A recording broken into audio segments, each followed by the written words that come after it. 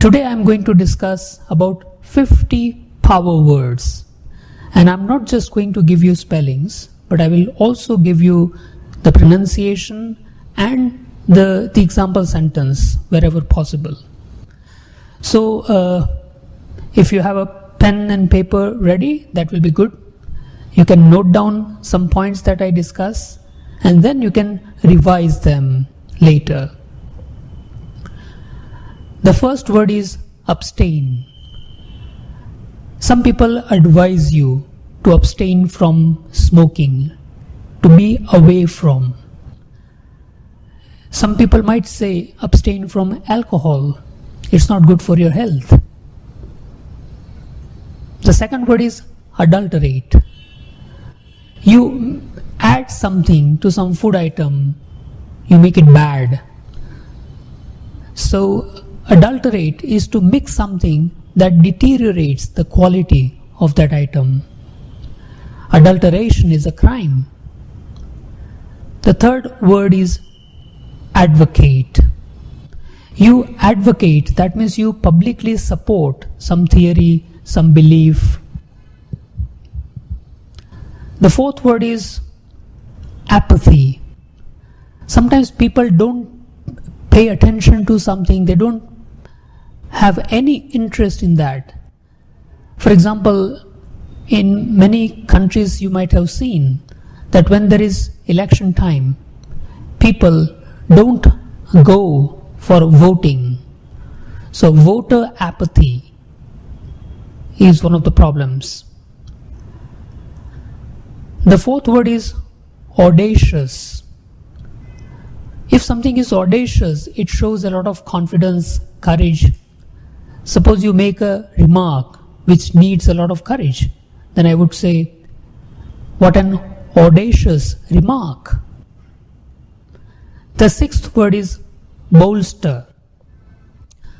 To bolster means to support something. For example, if I say something good about you, it might bolster your confidence. Bureaucracy. Bureaucracy is a system in which some officials, they make sure that all the rules are followed.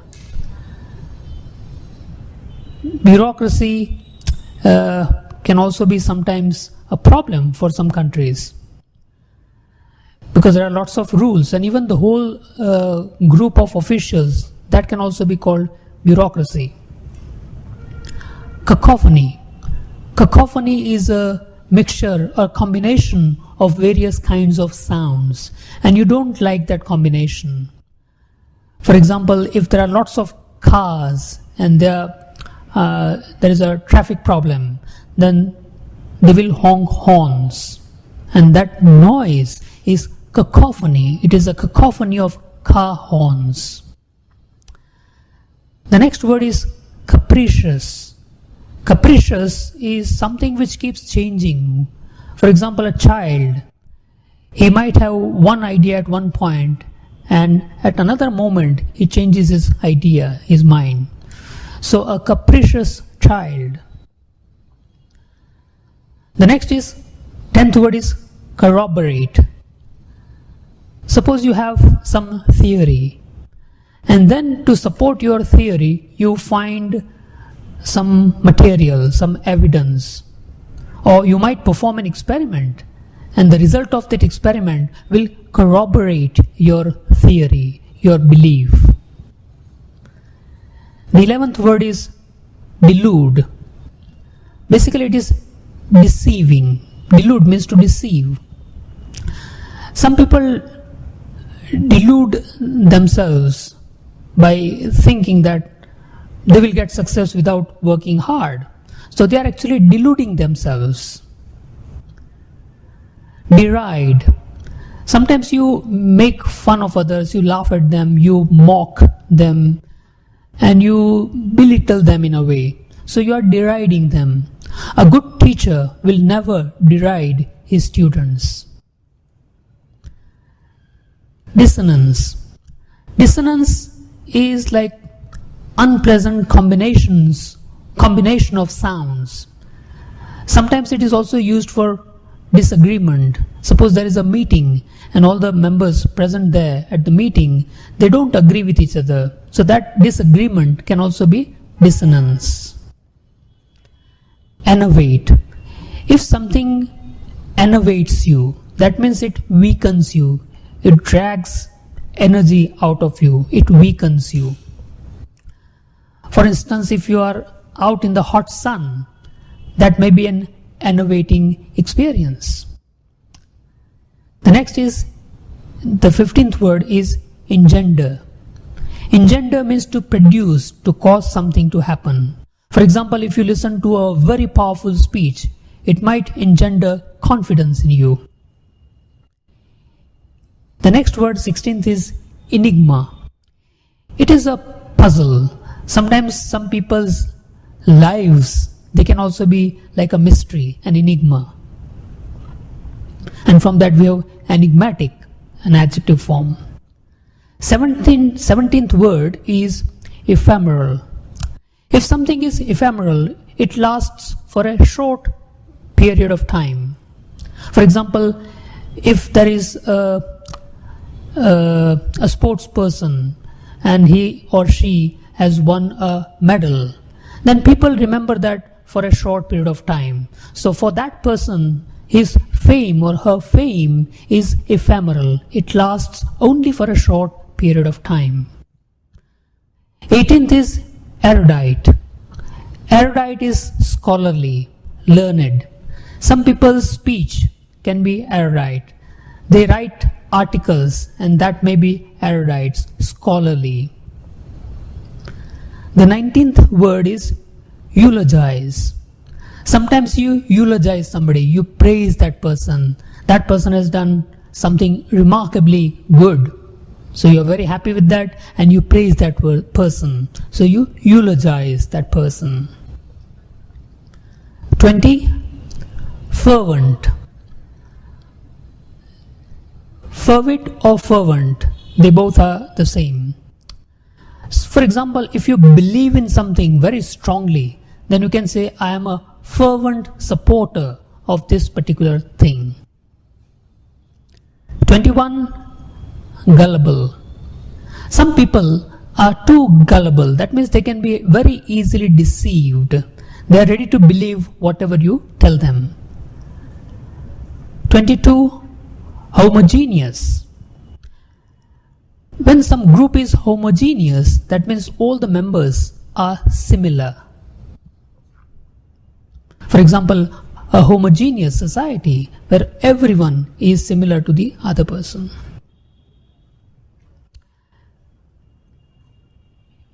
The next 23rd word is ingenuous. If some person is ingenuous, that means he is so honest and simple and people can very easily cheat them. They are so honest, trusting, ingenuous. For example, if you are at the railway station and you ask some stranger to look after your luggage and you go somewhere else, and that is very ingenuous of you. Laconic. Suppose you write a long complaint letter to some company, and from that company you just get one line reply. So it is a laconic reply using very few words. 25. Laudable. Suppose something is very good. For example, if somebody makes an attempt and it is a very good attempt, so we can say it is a laudable attempt. For example, you deserve praise if you have done something laudable. Lethargic. Lethargic basically means something slow and sluggish. For example, in the hot afternoon, you might feel lethargic. You don't want to do any work.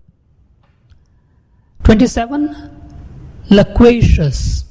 Loquacious basically means talkative. There may be a loquacious child, there may be a loquacious old person who talks a lot.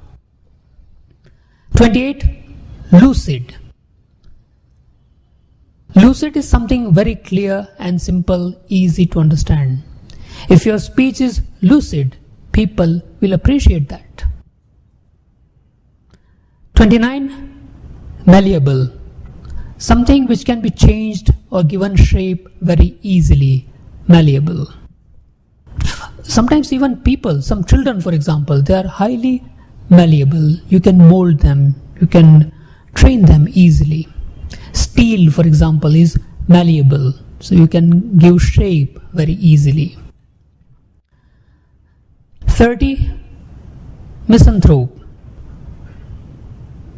Another word with the same meaning is misanthropist. Now, mis is related to hate in this case, and anthropology is mankind. So the person who hates mankind can be called misanthrope or misanthropist. And his ideas can be misanthropic. The next word is mitigate. Mitigate is to make something less powerful, to reduce the effect of something. For example, if you are suffering from pain, then you might take some painkiller and that will mitigate pain. 32. Opaque. Something which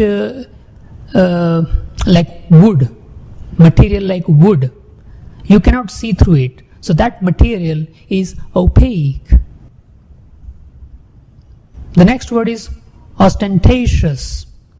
Ostentatious is very rich looking, expensive looking, right? Some people's lifestyle may be ostentatious. The next word is paradox. Paradox is something difficult to understand, because what words say and what the actual meaning is, we find it very difficult to digest. For example, a concept can also be a paradox. If I say, if you study psychology in detail, you might develop some psychological problems. So that's a paradox. You study psychology, and at the same time you develop some psychological problems. Difficult to digest, difficult to understand. The next word is pariah. Pariah is an outcast. For example, if you belong to a community and you do something wrong, something very absurd, something not good, then they might throw you out of that community. So you are a pariah. You may not be welcome in that community. The next word is pedantic. Pedantic is a person who pays a lot of attention to minute details. Sometimes they may not be important details. So, for example, if somebody has written a wonderful love letter and then he gives that love letter to his lover, and that person finds out, say, mistakes or punctuation marks here and there or some spelling errors, then you might say, don't be so pedantic. The next is placate. To placate means to soothe, right? For example, if there is a child, he is crying a lot, then the mother will give a placating smile. So it will soothe the child. The next, 38, pragmatic. Pragmatic is something practical. For example, if there is a problem and somebody is trying to give theories, this and that, then you say, let's go for a pragmatic solution. This is the way you have to do it. This is pragmatic. This is a pragmatic approach. The next is prevaricate. I'm sure you've seen some political leaders or celebrities. Sometimes when journalists ask them questions, they do not answer them directly. They prevaricate. So sometimes politicians are accused of prevaricating. The next is prodigal. A person who is wasteful, who spends a lot of money carelessly. I'm sure you heard the story of the prodigal son in the Bible. If you have not read that, I strongly recommend reading that. The Prodigal Son. The next is propriety. Correctness in social or moral behavior. Some people, I'm sure you have met some people who, when they attend parties, they do not behave properly. You don't like their behavior. So you can say they don't have a sense of propriety. The next is respite. For example, if it has been raining heavily for 3, 4, 5 hours and there is no break in between, then you can say it rained continuously without respite. So respite is a comparatively better situation for a short period of time. The next is self-effacing. Some people, they, in spite of their achievements, they will be very humble, kind, they will be very modest. When you say you have achieved such a lot of things, it is a commendable achievement, then they might say, no, it's okay, it's very easy, anyone can do that. So they are self-effacing. The next word is spurious. When something is spurious, that means it is not original, it is not genuine, it is fake, false. For example, sometimes you might find in some shops, small shops, or sometimes on the road there are some people who sell works of art. But are they real? Are they genuine works of art? No, they are spurious works of art. The next is surfeit. Surfeit basically means full of.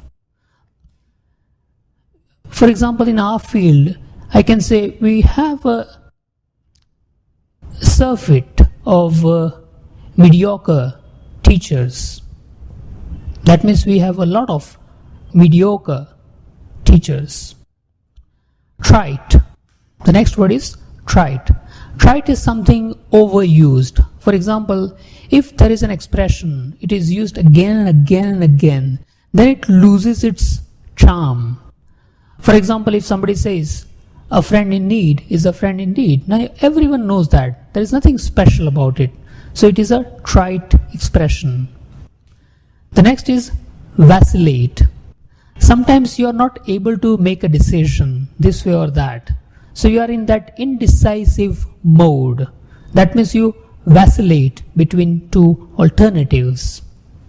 Some people might say, my life vacillates between hope and despair. The next word is venerate. That means you respect somebody greatly.